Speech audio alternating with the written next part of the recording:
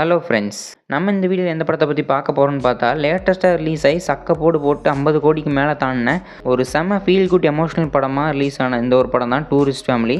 இந்த ஃபேமிலிக்குள்ளே நம்மளும் ஐக்கியமாகலாம், வாங்க போகலாம். ஃபஸ்ட்டு ஒரு ஃபேமிலி இலங்கையில் இருக்கிற மாதிரி காமிக்கிறாங்க.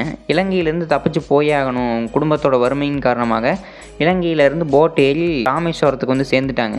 வந்ததுக்கப்புறம் அவங்க சின்ன பையன் முரளி இருந்துக்கிட்டு, அப்பா என்னோட சூட் கேஸை காணும், இருங்க எடுத்துகிட்டு வரேன்னு சொல்லிட்டு அவன் போயிடுறான். இங்கே இருக்கிற இந்த ஃபேமிலியை வந்து ஒரு போலீஸ் வந்து சுட்டு போட்டுடுறாங்க. யார் நீங்கள், தீவிரவாதிகளா அப்படின்னு சொல்லிட்டு வர, சார் நாங்கள் எந்த ஒரு குற்றவாளியும் கிடையாது, நாங்கள் அகதிகளாக அங்கேருந்து வந்திருக்கோம், நாங்கள் இலங்கையிலேருந்து தப்பிச்சு வந்திருக்கோம், இங்கேயே வந்து பெரிய பட்டினி அந்த மாதிரி சொல்லிட்டு இருக்காரு. அப்போ இந்த முரளி இருந்துக்கிட்டு, அப்பா சொல்லுங்கோ, இலங்கையில் மீன் பிடிச்சிட்டு இருக்கும்போது வழிமாறி வந்துட்டு மென்று சொல்லுங்கோ அப்படின்னு சொல்லிட்டு சொல்கிறான். இந்த இப்படிலாம் சொன்னால் நம்மளை குனியை வச்சு சுட்டுருவாங்கடா அப்படின்னு சொல்லிட்டு சொல்ல அவனை வந்து முட்டி போடுறான். இங்கே வந்து அவங்கள யார் கூட்டிகிட்டு போகிறேன்னு சொன்னதுன்னு சொல்லிட்டு கேட்க, என்னோட மச்சான் பிரகாஷ் வந்து கூட்டிகிட்டு போவதாக சொன்னான் அப்படின்னு சொல்லிட்டு சொல்கிறாங்க. குப்பை தொட்டிக்கு பக்கத்தில் நிற்பான் அப்படின்னு சொல்லிட்டு சொன்னான்னு சொல்லிட்டு அங்கே போய் பார்க்கும்போது, ஆனால் அவன் குண்டா வேறு இருப்பான், அவனால் உங்களை பார்த்ததுக்கப்புறம் ஓடவும் முடியாது. ஒரு தார்ப்பை எடுத்து பார்த்தா அங்கே நம்ம யோகி பாபு இருக்கார். இவர் தான் வந்து அவரோட மச்சான் பிரகாஷ். அதாவது சிம்பிளாக சொல்லணும்னா சிம்ரனோட அண்ணா இவர் தான். இவரையும் போலீஸ் கூட்டிகிட்டு இவங்க மொத்தமாக வந்து வண்டியில் தூக்கி போட்டு கிளம்புறாங்க. கிளம்பும் போது, என்னப்பா ஏதாச்சும் பேசு பல்தாஸ் அப்படின்னு சொல்லிட்டு நம்ம சசிகுமார்கிட்ட யோகி பாபு சொல்கிறாரு.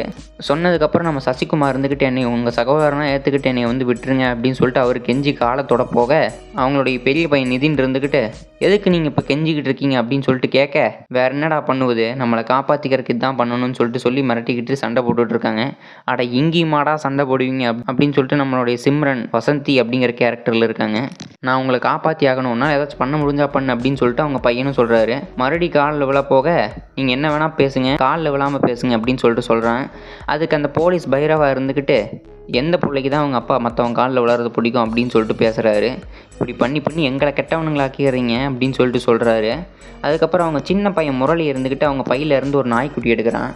என் பேர் ஆகாஷ், இந்த நாய்க்குட்டி பேர் ஜெனி, எங்கள் அப்பா எனக்கு கிஃப்ட் பண்ணது, நீங்கள் எங்களை இலங்கைக்கு அனுப்பிட்டீங்கன்னா இந்த நாய்க்குட்டியை மட்டும் நீங்கள் பார்த்துக்கிறீங்களா அப்படின்னு சொல்லிட்டு கேட்க, நான் எப்படி அதை பார்த்துக்குவேன் நீ சொல்லிட்டு நம்புறேன் அப்படின்னு சொல்லிட்டு கேட்குறாரு. உள்ளே வரும்போது எங்கள் மாமா பிரகாஷுக்கு நீங்கள் தண்ணி வேணுமான்னு கேட்டிங்களே, அந்த மாதிரி ஒரு தெரியாத நாய்க்கு பெடிகிரி வேணுமான்னு கேட்க மாட்டீங்களா அப்படின்னு சொல்லிட்டு அவனும் சொல்கிறான். அதுக்கப்புறம் அந்த போலீஸ்காரர் வந்துக்கிட்டு ஜாலியாக பேச ஆரம்பிக்கிறார் இவனோட. அந்த போலீஸ்காரரோட பையன் பேரும் வந்து ஆகாஷ் தான் அப்படின்னு சொல்லிட்டு தெரிய வருது. இவங்க நிறைய பேசிக்கிறாங்க. அந்த போலீஸ்காரனோட பையனுக்கு வந்து அந்தளவுக்கு பேச முடியாது அப்படின்னு சொல்லிட்டு தெரிய வருது. ஒருவேளை என் பையனுக்கு வாய் பேச முடிஞ்சிருந்தால் இவனை மாதிரி தான் வாயாடி இருப்பான் அப்படின்னு சொல்லிட்டு நல்லா எமோஷனலாக பேசிக்கிறாங்க. நாங்களும் உங்களை பார்க்கல, நீங்களும் எங்களை பார்த்துல, யாருக்கும் தெரியாமல் போயிருங்க அப்படின்னு சொல்லிட்டு சொல்கிறாரு. அதுக்கப்புறம் இவங்களை இறக்கி விட்டுட்டு இவங்க கிளம்பிடுறாங்க போலீஸ்காரங்க. இவங்களை ஒரு இடத்துல இறக்கி விட்டு போனதுக்கப்புறம் நம்ம தாஸ் இருந்துக்கிட்டு அவன் பையன் முரளிகிட்ட, எங்கே இருந்தா எடுத்த அந்த நாய்க்குட்டி அப்படின்னு கேட்க, நம்ம யோகி பாபு, எப்பா தாஸ் ஆகாஷ் என்ன சொல்கிறான் அப்படின்னு சொல்லிட்டு கேட்குறாரு. ஐயோ பிரகாஷ், இவன் பேரே ஆகாஷ் இல்லை, இந்த நாயும் எங்களோடது இல்லை, ஒரு நிமிஷம் நாங்களே குழப்பத்தில் தான் இருக்கோம்னு சொல்ல, அந்த முரளிகிட்ட கேட்கும் போது தான் தெரிய வருது, போலீஸ்கார கையில் பச்சை குத்தி இருந்ததை பார்த்தேன், கையில் வந்து ஆகாஷ்னு போட்டிருந்தது, அவருடைய யூனிஃபார்மில் வந்து பைரவான்னு போட்டிருந்தது, அதனால் அவரோட பையன் பேராக இருக்கும்னு நினச்சிட்டு பண்ணேன் அப்படின்னு சொல்லிட்டு சொல்கிறான். அதுக்கப்புறம் அடுத்து என்ன பண்ண போகிறோம் அப்படின்னு சொன்னால், உனக்கு ஒரு வேலையை பார்க்க போகிறோம், ஒரு வீடை பார்க்க போகிறோம், வா கிளம்பு அப்படின்னு சொல்லிட்டு எல்லாம் கிளம்புறாங்க. டூரிஸ்ட் ஃபேமிலின்னு சொல்லிட்டு நம்மளோட டைட்டில் கார்டும் போட்டு நீட்டாக படம் ஆரம்பிக்குது. இதுக்கப்புறம் ராமேஸ்வரத்துலேருந்து எங்கேயோ கிளம்புறாங்க. எல்லாருமே அவங்களுடைய வீடு பார்க்கறதுக்காக சென்னை வரைக்கும் வராங்க. அங்கே வர அந்த ஒரு பயணத்தை காமிக்கிறாங்க. நம்ம சசிகுமார் ஒரு குப்பை கூடையில் போய் குப்பை போடுறாரு. அவங்க காரில் இருந்த குப்பை அவங்க சாப்பிட்டதெல்லாம் போட்டுட்டு மறுபடியும் கிளம்புறாங்க. ஒரு எமோஷனலாக சாங்லாம் ஓடுது. அவங்க ஃபேமிலியோட ஜாலியாக இருக்கிற மாதிரி நிறைய சம்பவங்கள் காமிக்கிறாங்க. சசிகுமார் ஒரு இடத்துல கார்லேருந்து இறங்குறாரு. ஒரு தண்ணி போட்டு படுத்திருக்கிற ஒரு பையனுக்கு போய் அவர் ஹெல்ப் பண்ணலான்னு சொல்லிட்டு போகிறாரு. அடுத்த அன்னை தெரசாவே நீதாண்டா அப்படின்னு சொல்லிட்டு நம்ம யோகி பாபுவும் கால் பண்ணி ஆம்புலன்ஸை வர சொல்கிறாரு. அடுத்து இப்போ ஒரு புதுசாக ஒரு காலனியை காமிக்கிறாங்க. இந்த காலனி பேர் கேசவ நகர் காலனி. இந்த காலனிக்கு தான் வந்து நம்ம ஹீரோ குடும்பம் வந்து வந்திருக்காங்க. இந்த வீட்டுக்கு தான் வந்து வந்திருக்காங்க. இனிமேல் நீங்களாம் இங்கே தான் வாழ போகிறீங்க. இந்த இடத்த எதுக்கு செலக்ட் பண்ணோன்னா, இந்த இடத்துல யாரையும் பார்த்து கூட பேசிக்க மாட்டாங்க அந்தளவுக்கு, இதுதான் உங்களுக்கு செட்டிலான இடம், யார்கிட்டையும் வாய் கொடுக்காதீங்க அப்படின்னு சொல்கிறாங்க. வீட்டு ஓனரம்மா ரொம்ப நல்ல டைப்பாக தான் இருக்காங்க. அவரோட ஹஸ்பண்ட் தான் ஒரு மாதிரி சரியில்லை அப்படின்னு சொல்லிட்டு சொல்ல, யார் அவர் அப்படி என்ன வேலை பார்க்குறாருன்னு கேட்க, இதே தான் நான் ஒரு டைம் கேட்கல 3 டைம் கேட்டேன் அப்படின்னு சொல்ல, ஒவ்வொரு டைமும் இவர் அவங்க ஹஸ்பண்ட் என்ன வேலை பார்க்குறாங்க அப்படின்னு கேட்க போகும்போதெல்லாம் ஒரு தடங்கள் வந்துக்கிட்டே இருக்குது. அதுக்கப்புறம் இவங்க வெளியில் நின்றுக்கிட்டு இருக்கும் போதே பக்கத்து வீட்டு அம்மா இருந்துக்கிட்டு இவங்க வந்து பேசுகிறாங்க. அவங்க ஹஸ்பண்டுக்கு இந்த மாதிரி பக்கத்து வீடோடலாம் பேச விருப்பம் இருக்காது போல், அப்படியே எரிச்சலாக கிளம்பிடுறாரு. தங்கச்சி, நீ யார்கிட்டையும் எதுவும் வாய் கொடுத்தெல்லாம் பேசிக்கிட்டு இருக்காதீங்க, நானே பேசிக்கிறேன், இந்த தமிழ் கற்றுக்கிற வரைக்கும் யார்கிட்டையும் பேசாதீங்கன்னு சொல்ல, வீட்டு ஓனரம்மா இருந்துக்கிட்டு காஃபியா டீயா அப்படின்னு கேட்க, ஒரு காஃபி அப்படின்னு கேட்க, நம்ம யோகி பாபுன்னு முறைச்சி பார்க்குறாரு. இப்போயாச்சும் உங்கள் வீட்டுக்காரர் என்ன வேலை பார்க்குறாருன்னு சொல்லுங்கள் அப்படின்னு சொல்லும் போது கரெக்டாக ஒரு பைக் சத்தம் கேட்குது. இப்போ தான் அவங்க வீட்டுக்காரர் என்ட்ரி ஆகுறாரு. யாருன்னு பார்த்தா போலீஸ்காரர் அவர். இப்போன்னு பார்த்த அந்த அம்மா இன்ஸ்பெக்டர் சொல்கிறாங்க. ஆடா இதை இப்போ தான் சொல்லுவியா அப்படிங்கிற மாதிரி இருந்தது அந்த ஃபேமிலிக்கே. இவர் பேர் ராகவன். இவர் போய் பேசுகிறாங்க. தாஸும் இவரும் பேசிக்கிறாங்க. இனிமேல் நீங்கள் தான் இங்கே தான் இருக்க போகிறீங்க அப்படின்னு சொல்ல நம்ம தாஸ் இருந்துக்கிட்டு இலங்கை தமிழில் பேசிடுறாரு. அதை பார்த்துட்டு அந்த போலீஸ், இது நார்மலான தமிழே இல்லை, நீங்கள் எந்த காரங்கன்னு எங்களுக்கு தெரியும்னு சொல்லுங்கப்பா, நீங்கள் கேரளா தான்ல, எப்படி அப்படின்னு கேட்க, என் ஃப்ரெண்டும் ஒருத்தன் கேரளாவில் இப்படி தான் தமிழ் பேசிக்குவான் அப்படின்னு சொல்கிறாங்க. அதுக்கப்புறம் இவங்க மேலே வீட்டுக்கு வந்துடுறாங்க. வீட்டுக்கு வந்ததுக்கப்புறம் நீங்கள் இந்த தமிழ்லாம் கற்றுக்கிற வரைக்கும் எல்லாம் சைலண்ட்டாக வீட்டுக்குள்ளேயே கப்ச்சு பண்ணுறீங்க. அது மட்டும் இல்லாமல் நீங்கள் கேரளாக்காரங்கன்னு மேலே அதுக்கப்புறம் நிரூபிக்கணும், அதனால் கேரளானே சொல்லிக்கிறீங்க எல்லா இடத்துலையும் அப்படின்னு சொல்கிறாங்க. ஃபஸ்ட்டு சீனில் இந்த நெய்பர் அப்படின்னு ஒரு அம்மா பேசியிருப்பாங்கள்ல, அவங்க இப்போ இந்த வீட்டுக்கிட்ட பேசுகிறாங்க. ஃபஸ்ட்டு நீங்கள் வந்திருக்கீங்க, கேஸ் எல்லாம் இருக்காதுனால உங்களுக்கு டீ போட்டு கொண்டாந்தேன் அப்படின்னு என் ஹஸ்பண்ட் குளிக்க போகிற நேரத்தில் தான் நான் வந்தேன், அதனால் அப்புறம் வரேன் அப்படின்னு பாய் அப்படின்னு கிளம்பிட்டாங்க. கிளம்புனதுக்கப்புறம் நைட் டைம் காமிக்கிறாங்க. நம்ம தாஸ் அண்ட் வசந்தி தூங்கிட்டு இருக்கும்போது பேசிக்கிறாங்க. இதுக்கப்புறம் ஒரு நல்ல வேலை தேடணும், எப்படி தமிழை கற்றுக்கணும் அப்படி இப்படின்னு ஒரு டென்ஷனாக பேசிக்கிறாங்க. அதுக்கப்புறம் ஒரு புது லைஃப் ஆரம்பிக்குது. பால் காய்ச்சுறாங்க, அந்த வீட்டெல்லாம் க்ளீன் பண்ணுறாங்க, எல்லா வேலையும் புதுசாக ஆரம்பிக்குது. இந்த இடத்துலேருந்து என்ன காமிக்கிறாங்கன்னா, அவங்க பெரிய பையனுக்கு அவங்க அப்பா மேலே ஒரு சின்ன டென்ஷன் இருக்கிற மாதிரி காமிக்கிறாங்க. வசந்தி அந்த இடத்துல பழகிற மாதிரி, அங்கே இருக்கிற காய்கறிலாம் வாங்குற மாதிரி காமிக்கிறாங்க. இந்த பெரிய பையனுக்கு ஏற்கனவே ஒரு லவ் இருக்கும் போல் அந்த ஸ்ரீலங்காவில், அதெல்லாம் காமிக்கிறாங்க. நம்ம தாஸ் நடந்து போய் வேறு ஏதாச்சும் வேலை கிடைக்குமான்னு பார்க்கலான்னு போகும்போது பக்கத்து வீட்லேயே டிரைவர் தேவை அப்படின்னு போட்டிருப்பாங்க. அதை நம்ம தாஸ் பார்த்துட்டு நிறைய இடங்களுக்கு ஏறி போகிறாரு, நிறைய ரிசர்ச் பண்ணுறாரு, எந்தெந்த ஏரியா எங்கெங்கே இருக்குது அப்படிங்கிறதெல்லாம் ஆட்டோவில் ஏறி போய் தெரிஞ்சுக்கிட்டு நிறைய நோட் பண்ணி வச்சுக்கிறாரு. இதுக்கப்புறம் வீட்டுக்கு வரும்போது பாத்ரூம் வேறு நம்ம தாஸ் மிதிச்சுட்டு முறைச்சி பார்த்துக்கிட்டு உள்ளே போகிறாரு. முரளி, இதை நீ ராமேஸ்வரத்தில் விட்டுட்டு வரந்தாண்டா சொன்னேன், இப்போ கொண்டாந்துருக்கேன் அப்படின்னு கேட்க, நம்ம முன்னாடியே அந்த நெய்பர் கப்பில் ஒருத்தங்களையும் காமிக்கிறாங்க. ஒரு பாசத்தோடு இருக்கிற மாதிரி காமிக்கிறாங்க. செட்டாக பாலுங்க, அங்கே இருக்கிற ஒரு பையனை திட்டிக்கிட்டே இருக்காங்க. நீ ஏன் உனக்கு குடிக்க வேறு இடமே இல்லையாடா, எங்கள் வீட்டு முன்னாடி விழுந்து கிடக்கிற, நான் உடச்சிட்ற, வாந்தி எடுக்கிற அப்படின்னு திட்டிக்கிட்டே இருக்காங்க. இதை நம்ம ஹீரோ தாஸ் அடிக்கடி பார்க்குறாரு. வீட்டுக்கு போகும்போது அங்கே ராகவன் வந்துடுறாரு. எனக்கு உங்கள் மேலேயே டவுட்டாக இருக்குது, நீங்கள் கேரளக்காரங்க தானா அப்படின்னு கேட்க, ஆடா எங்கேங்க புது ட்ரெஸ், இன்றைக்கி ஓணம், அவங்க பையன் இருந்துக்கிட்டு ஓணத்துக்கு ஸ்வீட் கொடுக்க வந்திருக்கான். நம்ம பிரகாஷ் இருந்துக்கிட்டு இவங்களுக்கெல்லாம் ஃபேக் ஆதார் கார்டை கிரியேட் பண்ணி கொண்டாந்து கொடுத்துட்றாரு. இவங்க பையன் முரளிக்கு இருந்துக்கிட்டு நம்ம தாஸ் ஒரு ஸ்கூலில் அட்மிஷன் வாங்கி கொடுத்துட்றாரு. இதுக்கப்புறம் இன்னொரு சைடை காமிக்கிறாங்க. ஒரு போலீஸ்காரன் கொடூரமாக ஒரு அக்யூஸ்ட்டை போட்டு அடிக்கிறான். அவன் சீரியஸான மெடிக்கல் கண்டிஷனுக்கு போயிடுறான். ஒரு குப்பைக்கூடையில் ஒரு பாம் பிளாஸ்ட் நடந்திருக்கு. அதில் நிறைய பேர் உயிரிழந்திருக்காங்க, ஒரு சிலர்லாம் காயத்தோடு இருக்காங்க அப்படின்னு தெரிய வர டெரரான போலீஸ் ஒருத்தன் இங்கே அந்த ஸ்பாட்டுக்கு வரான். இங்கே என்ன நடந்தது எல்லாத்தையும் செக் பண்ணிங்களா இல்லையா, என்ன பாம் பிளாஸ்ட்டு, அங்கே இருக்கிற கேமரா ஃபுட்டேஜ்லாம் செக் பண்ணுங்கள், அந்த கேமரா ஃபுட்டேஜில் லேட்டஸ்ட்டாக அந்த டூரிஸ்ட்டோட இதெல்லாம் என்னென்னு பாருங்கள். அப்போது ஒரு கான்ஸ்டபிள் வந்துக்கிட்டு நான் பைரவாட் இருந்துட்டு சொல்கிறான், அந்த ஃபேமிலி தான் இங்கே குப்பை போட்டிருக்காங்க, இவங்களா இருக்க வாய்ப்பு இருக்கும், அது மட்டும் இல்லாமல் இவங்களும் ஒரு டூரிஸ்ட் மாதிரி தான் அப்படின்னு சொல்ல, ஏன்டா ஒரு குப்பை போடுறாங்கிறக்கா இவங்களாடா அந்த அக்யூஸ்ட்னு கேட்குறாங்க. அதுக்கப்புறம் இந்த சைட்லேருந்து அடுத்த சைடுக்கு போனால் முரளி ஒருத்தர் ஜாலியாக பண்ணியாக லிஃப்ட் கேட்டு அவன் ஸ்கூலுக்கு போய் இறங்கிடுறான். ஸ்கூலுக்கு போய் இறங்கி உள்ளே போகிறான். உள்ளே போய் பார்த்தா இவன் லிஃப்ட் கேட்டு வந்ததே இவங்களோட சோஷியல் சேட்டை தான் அப்படின்னு தெரிய வருது. நீங்கள் தான் எங்களுக்கு சோஷியல் சேர்னு தெரியாது அப்படின்னு ஏன் தெரிஞ்சிருந்தால் லிஃப்ட் கேட்டிருக்க மாட்டே அப்படின்னு கேட்க, அட தெரிஞ்சிருந்தா ஸ்கூலுக்குள்ளாரியே வந்து யார் கூட சொல்லியிருப்பேன்னு அவன் நக்கலாக பேசுகிறான். இந்த சைடு நம்ம யோகி பாபு பிரகாஷ் இருந்துக்கிட்டு, அட எந்த உதவினாலும் கேளுப்பா தாஸ், கேட்கும் போது எனக்கு ஒரு டிரைவிங் லைசன்ஸ் வேணும் அப்படின்னு ஒரு இடத்துல டிரைவர் நீடட் அப்படின்னு பார்த்துருந்தார்ல, அந்த இடத்துக்கு போகிறாங்க. இவரோட பேர் இதில் ரிச்சர்டு. எங்கிட்ட நீங்கள் 7 நாள் டெம்பரவரியாக சேருங்க, அதோட பர்ஃபார்மன்ஸ்லாம் பார்த்துட்டு தான் உங்களை மெயின் டிரைவராக போடுவேன் அப்படின்னு சொல்ல, அந்த 7 நாளுக்கு சம்பளம் கொடுப்பீங்களான்னு கேட்க, அதெல்லாம் கொடுக்க முடியாது, நீ வேணா வா, விருப்பம் இருந்தா வா, இல்லைனா போயிரு அப்படின்னு சொல்கிறாங்க. இவங்களுக்கும் டீ வருது. டீ எந்த கிளாஸில் வருதுன்னு பார்த்தா ஒரு பேப்பர் கப்பில் வருது.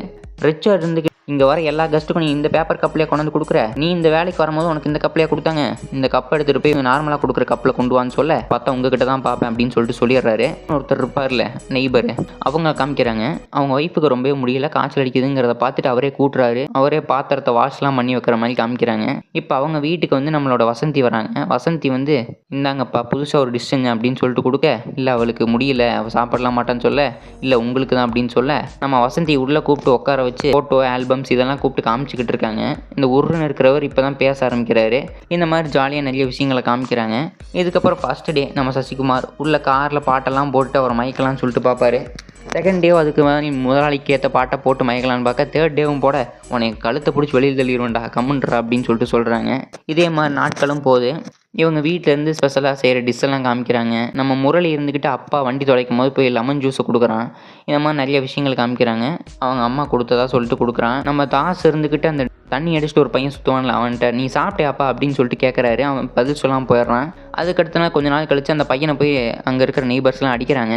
நம்ம தாஸ் இருந்துக்கிட்டு உனக்கு ஏதாச்சும் உதவினா என்கிட்ட பேசு, ஏதாச்சும் குறை இருந்தால் பேசுன்னு கேட்குறாரு. அடுத்து அதே மாதிரி ஆப்போசிட் சைடில் வர அந்த டெரரான போலீஸ் இருந்துக்கிட்டு டாக்டர்கிட்ட பேசிகிட்டு இருக்கான். அவன் பொழைச்சிருவானா சார் அப்படின்னு கேட்க, கடவுள் நம்பிக்கை இருந்தால் வேண்டிக்கோங்க, கொஞ்சம் கஷ்டம் தான் சொல்ல, இந்த சைடு நம்ம பைரவா போலீஸை காமிக்கிறாங்க. ஐயா ஏட்டு இதை போய் அவர்கிட்ட சொல்ல போறியாடா, ஆடா அவங்க குப்பை போட்டதுனால எந்த தப்பும் ஆயிருக்காது அப்படின்னு சொல்லிட்டு சொல்ல, நம்ம நிதின் இந்த பெரிய பையன் இருக்கான்ல, அவன் கேர்ள் ஃப்ரெண்டோட சேட்டெல்லாம் அவன் பார்த்துட்டு வந்து உட்காந்துருக்கான். உட்காரும்போது அவனுக்கு முன்னாடி இன்னொருத்த வாயை பூத்திட்டு உட்காந்துருக்கான். ஆமாம் அப்படின்னு சொல்லிட்டு கத்த, அவங்க வீட்டிலேருந்து எல்லாருமே வராங்க. வந்து பார்த்தா ஐயோ திருடன் அப்படின்னு சொல்லிட்டு சொல்ல, சசிகுமார் போய் போலீஸ்காரர்கிட்டே திருடன்னு சொல்ல, அவர் போய் போலீஸை கூட்டிகிட்டு வர போயிட்டாரு. அவனை போய் கண்ணத்தோட 2 அறை விட்டு, ஏன்டா இங்கே வந்த எதுக்குடான்னு கேட்க, அந்த போலீஸ்க்கு ஒரு பொண்ணு இருக்கும், அவங்கள காமிக்கிறாங்க. இவங்க சொல்லி தான் அவன் வந்திருப்பான் போல். நிதின்கிட்ட இருந்து அந்த போலீஸ்காரரு அவன் ஃபோனில் என்ன யாருக்கெல்லாம் கூப்பிட்ருக்கான்னு சொல்லிட்டு கேட்க, அட பொண்டாட்டி அப்படின்னு ஒன்று சேவ் ஆயிருக்குன்னு சொல்ல, இங்கே கூப்பிடு பார்ப்போம் அப்படின்னு சொல்ல, இந்த பொண்ணு இருந்துக்கிட்டு டக்குன்னு அவளோட ஃபோனை சுவிட்ச் ஆஃப் பண்ணிடலாம் அப்படின்னு சொல்லிட்டு ஆஃப் பண்ணிகிட்டு இருப்பான். ஆனால் ஆஃப் பண்ண முடியாது. திடீர்னு பார்த்தா வேற ஒரு பொண்ணு அங்கேருந்து அட்டன் பண்ணிடும். பார்த்தா இவன் இன்னொரு கேர்ள் ஃப்ரெண்டை வேறு வச்சுருந்துருக்கான். இது அந்த பொண்ணுக்கு தெரிய வர, இந்த பொண்ணு இருந்துக்கிட்டு வேற ஒரு பொண்ணு பேரை சொல்லி கேட்குறா, ஏன்டா என் ஃப்ரெண்டோடையவாடா நீ லவ் பண்ணிட்டு இருக்க அப்படின்னு சொல்லிட்டு கண்ணத்தோட அறையறான். நான் தான் வர சொன்னேன், இதில் பெரிய பிரச்சனையெல்லாம் எதுவும் இல்லை அப்படின்னு சொல்லிட்டு சொல்ல, நம்ம ராகவன் இருந்துக்கிட்டு நெஞ்சை பிடிச்சிக்கிட்டு என்னம்மா சொல்கிறாவ அப்படி கேட்டுக்கிட்டு இருக்காரு. அதுக்கப்புறம் அந்த கட்டி போட்டவனோட கையும் அவுத்து விட்டுறாங்க. அவனும் கிளம்பிடுறான். 7வது நாள் நம்ம தாஸை காமிக்கிறாங்க. நல்லா வண்டியை தொடச்சிக்கிட்டு ரெடி ஆகிட்டு இருக்காரு. கூட்டிகிட்டு போமா நெய்பர் அம்மா ஒருத்தங்க இருப்பாங்க. அவங்க இருந்துக்கிட்டு எப்பயும் என் ஹஸ்பண்ட் இருந்துக்கிட்டு என்னை எழுப்பிவிட்ருவாரு, ஆனால் இப்போ அவர் ரொம்ப நாள் தூங்கிட்டு இருக்காரு, நான் எந்திரிச்சிட்டேன் அப்படின்னு சொல்ல, எல்லாம் ஒரு மாதிரி சென்டிமெண்ட்டாக செட் ஆகிட்டு இருக்காங்க. இந்த அம்மா வீட்டில் உட்கார வச்சுட்டு இவங்களாம் உள்ளே போய் இருக்காரா இல்லையான்னு செக் பண்ணலான்னு சொல்லிட்டு உள்ளே போய் எழுப்பிவிட்றாங்க. எழுப்பிவிட்டோடனே அவர் எந்திரிச்சிட்றாரு ஒரு பதட்டத்தில். இன்றைக்கி ஏதோ டயர்டாக இருந்துன்னு ரொம்ப நேரம் தூங்கிட்டேன், அவன் என்ன பயந்துட்டாளா அப்படின்னு சொல்லிட்டு வெளியில் வந்து பார்க்கலான்னு வராங்க. அந்த அம்மா இறந்து போயிட்டாங்க. ரொம்பவே சென்டிமெண்ட் ஆயிடுச்சு. எல்லாருமே அழுக ஆரம்பிச்சிட்டாங்க. அந்த அம்மாவுக்கு இறுதி சடங்கெல்லாம் வந்து செய்ய ஆரம்பிச்சிட்டாங்க. அந்த ஊருன்னே இருக்கிற அந்த நெய்பர் அங்கிள் வந்து சொல்கிறாரு, நாங்கள் ஓடி வந்து தான் கல்யாணம் பண்ணிக்கிட்டோம். அவங்க அப்பா அப்பயே சொன்னார், இவனோட போனீங்கன்னா சாவுக்கு கூட எவனும் வரமாட்டான், தனியாக தான் சாகணும் அப்படின்னு சொல்லிட்டு சொன்னார். அதே மாதிரி நடந்துருச்சு பாருங்கள் அப்படின்னு சொல்லிட்டு அழுகிறாங்க. அப்போ தான் நம்ம சசிகுமார், அப்போ தான் நம்ம தாஸ் இருந்துக்கிட்டு கிளம்புறாரு. பக்கத்து வீட்டுக்காரங்கள்லேருந்து எல்லாத்தையும் கூட்டிகிட்டு வராரு. நம்ம எல்லாரும் தானே இவங்களுக்கு சொன்னோம் அப்படிங்கிற மாதிரி பக்கத்து வீட்டுக்காரங்க எதிர் வீட்டுக்காரங்க எல்லாத்தையுமே, அந்த காலனி இருக்க எல்லாத்தையுமே வர சொல்கிறாரு. உடனே நிறைய பேர் அந்த இடத்துக்கு வராங்க. அவங்களுக்கு வந்து மரியாதை செலுத்துகிறாங்க. பார்த்து எல்லாருமே வந்து இத்தனை பேர் நம்மளோட இருக்காங்களேடா அப்படிங்கிற எமோஷனில் செட் ஆகிட்டு இருக்காங்க. அவங்க அப்பா வராரு. அந்த இறந்து போனாங்களா அவங்களோட அப்பா வந்து இன்னும் உயிரோடு தான் இருக்காங்க. அவங்க வந்து பார்க்க, இன்னும் நம்ம பொண்ணுக்கு இத்தனை பேர் இருக்காங்களா அப்படின்னு சொல்லிட்டு எமோஷனலாக இருக்காங்க. இப்போ இருந்துக்கிட்டு அந்த உருன்னு இருக்கிற நெய்பர் இருந்துக்கிட்டு நம்மளோட ஆசை போய் கட்டி பிடிக்கிறாரு. எங்களுக்காக இத்தனை பண்ணியிருக்கீங்களே அப்படின்னு சொல்லிட்டு ஒரு மாதிரி எமோஷனல் செட் பண்ணுறாங்க. அடுத்து இப்போ அனதர் சைட் ஆஃப் தி ஸ்டோரியை காமிக்கிறாங்க. என்னென்னு பார்த்தா ஒருத்தன் ஸ்டேஷனில் போய் அழுதுகிட்டு இருக்கான். என்னோட தம்பி காணாமல் போயிட்டான் சார், ஆனால் அந்த கேஸை எடுத்துக்க மாட்டேங்கிறாங்கன்னு சொல்ல, இந்த சைடு ஃபேமிலியில் இருந்து பேசிக்கிட்டு இருக்காங்க. இந்த மாதிரி இருக்கணும்ப்பா கப்பலாக இருந்தா அப்படின்னு சொல்லிட்டு நம்ம தான் சொல்லிகிட்டு இருக்காரு. அவர் இறந்துட்டாருன்னு சொல்லிட்டு இவங்களும் இறந்து போயிட்டாங்க, வாழ்ந்தா இப்படி வாழணும்னு சொல்லிட்டு சொல்கிறாங்க. இந்த போலீஸ் ஸ்டேஷனில் பார்த்தா எடுத்துக்கவே மாட்டேங்கிறாங்க சார் கேஸ் அப்படின்னு சொல்லிட்டு சொல்ல, ஆயா வந்து டீட்டெயில்ஸ்லாம் சொல்லு, நான் ஏற்றுக்கிறேன் அப்படின்னு சொல்லிட்டு சொல்கிறாரு இந்த நம்ம பைரவா. சொல்ல டீட்டெயில்ஸ் சொல்லுன்னு சொல்ல, வால் கொஞ்சம் புசுன்னு இருக்கும் சார். நீ எதடா சொல்கிற தம்பி சார், நாயா போடா, நாயின்லாம் சொல்லாதீங்க, எனக்கு கண்டுபிடிச்சே இல்லைன்னா நான் போய் செத்துறேன் அப்படின்னு சொல்லிட்டு சொல்கிறான். அட வாடா டேய் அப்படின்னு சொல்லிட்டு இவனும் கம்ப்ளைண்ட் எடுத்துக்கிறாரு. கம்ப்ளைண்ட் எடுக்கும்போது தான் சொல்கிறான், அதோட காலரில் வந்து ஒரு மாதிரி ஹார்ட்டின் ஷேப் போட்டிருக்கும், பிளாக் ஹார்ட்டின் அப்படின்னு சொல்லிட்டு சொல்ல, இவருக்கு அந்த நாய் அடிக்கடி ஞாபகம் வந்துட்டு போயிட்டுருக்கு. இனிமேல் நம்ம வாழ்க்கை நிம்மதியாக தான் இருக்க போகுதுன்னு சொல்ல, அந்த நாய் இருந்துக்கிட்டு குலைக்க ஆரம்பிச்சிடும். ஏய் நீ எதுக்கு இப்போ குலைக்க ஆரம்பிச்சிருக்கே அப்படின்னு சொல்லிட்டு கேட்க, அந்த போலீஸ்காரர் அவன்கிட்ட வந்து நாயோட ஃபோட்டோ இருக்கான்னு கேட்க, அந்த நாயோட ஃபோட்டோவை காமிக்கிறாங்க. இப்போ தான் தெரிய வருது அந்த பையன் வேறு ஒரு இடத்துல நாய் தூக்கிட்டு வந்துட்டான்னு சொல்லிட்டு இந்த போலீஸ்காரருக்கு தெரிய வருது. அப்போ தான் ஒரு பிஜிஎம் போட்டு முடிக்கிறாங்க. இதோட இன்ஃபர்மேஷன் வந்துருச்சு. இதுக்கு அடுத்து பார்ட் 2 வேணுன்னா மறக்காம கமெண்ட் பண்ணிட்டு போங்க. தேங்க்ஸ் வாட்சிங் வீடியோ. Bye guys.